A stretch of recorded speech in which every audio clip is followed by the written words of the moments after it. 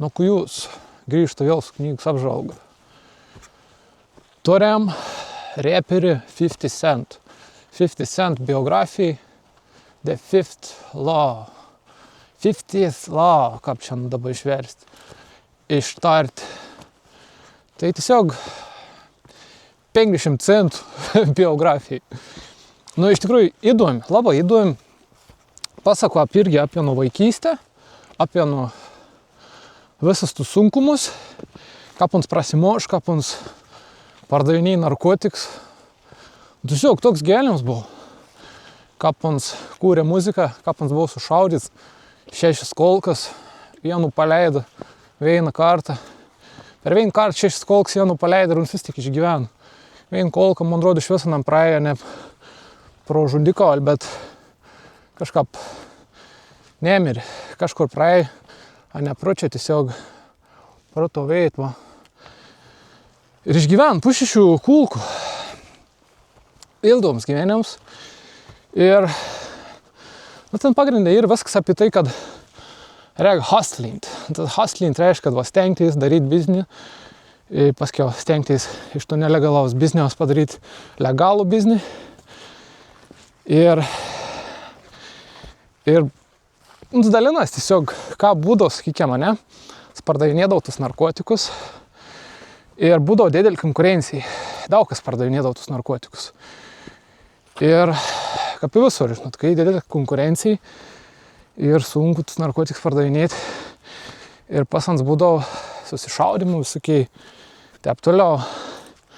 Būdavo, kad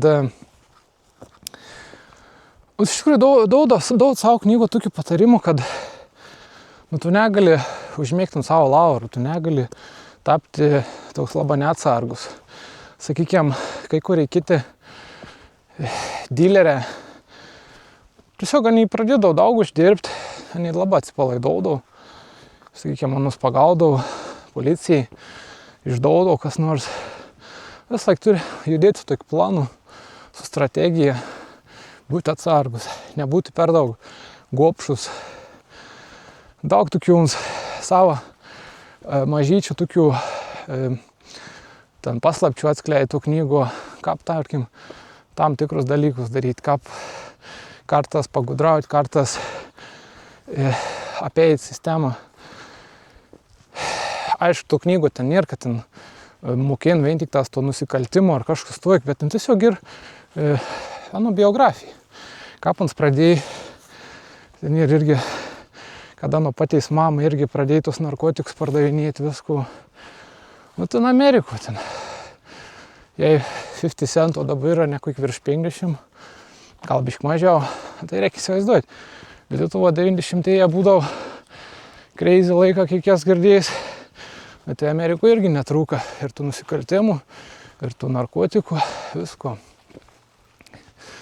Nu ir paskiau, kaip ons iškėlų su savo repu, kaip ons darydavo visokius tokius skandalus, vien tam, kad būtų reklama, kad gautų reklamą. Sakykime, ons ir reperis, ne, ir ons ten pradeda pyktis su kokiu kitu atlikėju, ar tepsku kitu garsenybė pradeda pyktis. Ten antraštės pradeda rašyti, kad tas 50 Cent pasakė unto tų ir tų, ten tas kits pasakė unto 50 Cent tų ir tų, o iš tikrųjų ne vis laik būdavo geri draugelė. Bet ta, kas sumesdavo ir vis būdavo gera. Bet sako, žmonėm reik dramos, žmonėm reik skandalų. Ir taip, kaip sakant, ons gaudavo didesnį reklamą, daugiau žmonių pirkdavo nuo albumus. Pasako apie to vis žmogaus psichologijai. To labai daug įdomaus pasakyti to knygo. Nu, pats pagalvokit, irgi tu po 6 kulkų jisai, tu vis tiek tampi kitoks žmogus. Nu, tu permasta visko, tu patiri į tokių dalykų. Ir kitas dalykas ir įsivaizduokit, ne, ons tokiu aplinko gyveno, kur narkotikų galėjo lengviau nusipirkti negu daunas. Ir ons netapo kažkoks narkomans, ons neprasigėrė, neprasirūkė. Nu, netapo kažkoks nors visišką džonkį ir prasimoša iš tokios aplinkos, iš tokių laikų. Ir dabar vis dar iki šios dainos ir gerbiams, kai kurių negerbiams, bet kaip žmogus dėl saisons gyven gerą, manau. Tai va, daug nesiplėtojant, patarčiau perskaityti, perklausyti tavo knygą, ypač tiems, kad galėsit nusiteikti prieš knygas, kad knygas ir tik tas kažkokiems nuobodiems žmonėms.